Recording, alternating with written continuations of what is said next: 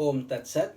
My humble prostrations to the all-pervading Brahman, to my worshipful Guruji, Swami Jyotirmayanandji Maharaj, to Sage Narada and all other sages and saints, and to each of you divine soul watching today's satsang. So today we are covering part number 2 of Sutra number 38 from the Narada Bhakti Sutras, chapter 2, Glory of Supreme Devotion. So let's get started. We were talking about the self-effort, the role of self-effort, and today we will be covering why self-effort is required, because a lot of people are confused and conflicted about, is it divine grace, is it self-effort. Yesterday we had talked about the importance of Guru Kripa, Shastra Kripa, Atma Kripa, Ishwar Kripa, and today we are talking about why self-effort is required on this path. It must be noted that self-effort refers to the effort that is directed towards the attainment of the 4 fruits of human existence. Those 4 fruits are dharma, which are ethical values, artha, material values, kama, vital values, and moksha is the spiritual value or liberation, the attempt of efforts and then getting liberated. Of these 4, the highest fruit is moksha or liberation, and therefore an aspirant directs his self-effort to attaining liberation alone.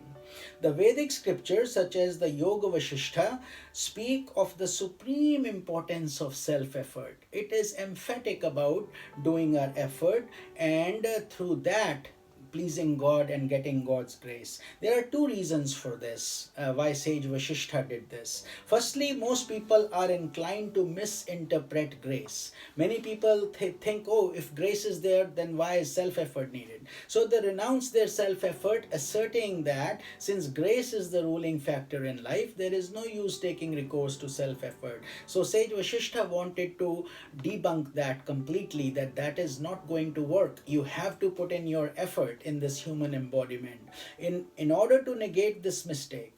So Yoga Vasishtha has placed a great emphasis on self-effort, and we cover Yoga Vasishtha every Friday evening in our satsang on Facebook. So those of you who are joining us already know that, but if you're listening to this first time, then you can join us. It's at 7:30 p.m. Sacramento time, Pacific Standard Time. We are in Sacramento, California. So it's a public event and it is every Friday evening, 7:30, Yoga Vasishtha, and it's such a profound scripture that you will find it worth your while to start attending those live satsangs. Otherwise, you can listen to the recorded one as well on Facebook. And on Sundays, we cover Srimad Bhagavad Gita. That is at 10:30 a.m. Between 10:30 and 11 a.m. actually on Sunday, and we cover Bhagavad Gita at that time. So, but Yoga Vasishtha is very, very important, and it talks about your self-effort on this path. Secondly, the self in the aspirant is in reality the absolute self. It's the same self, it's not different within our consciousness. So, therefore, from a broad point of view, the entire movement of the aspirant from bondage to liberation is to be viewed as a stream of self-effort, and the little self flowing like a river to enter into the ocean of the great self. So that's, think of yourself as a river trying to merge to the ocean, and when you become merged into the ocean, slowly you will become the ocean, and the remaining pieces are coming from behind. And that's pretty much the effort of purifying of ourselves, dealing with obstacles, so on, going through ups and downs.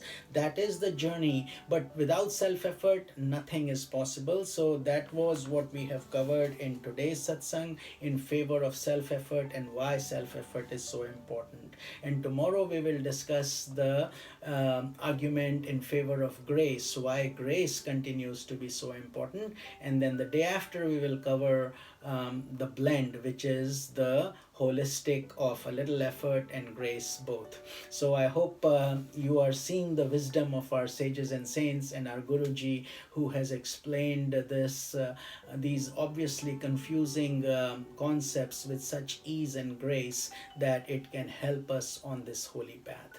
This is Swami Nikhilananda. Om Tat Sat.